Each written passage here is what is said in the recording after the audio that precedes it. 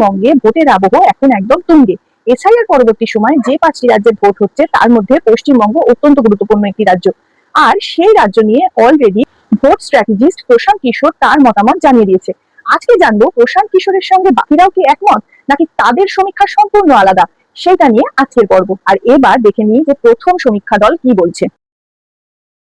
এবার আসি প্রথম সমীক্ষায়। প্রথম সমীক্ষাটি করেছে IANS ম্যাট্রাইস। তারা এই সমীক্ষাটি করেছে 15ই মার্চ 2026। বিধানসভা ইলেকশন 23 তারিখ আর 29 তারিখ। এই সমীক্ষাটি হচ্ছে 15ই মার্চ 2026।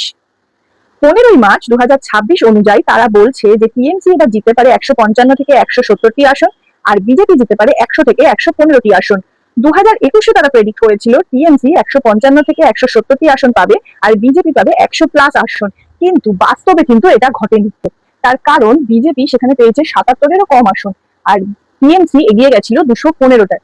তাদের অ্যাকিউরেসি রেট মোটামুটি 50 থেকে 65%-এর মধ্যে ধরা যায়।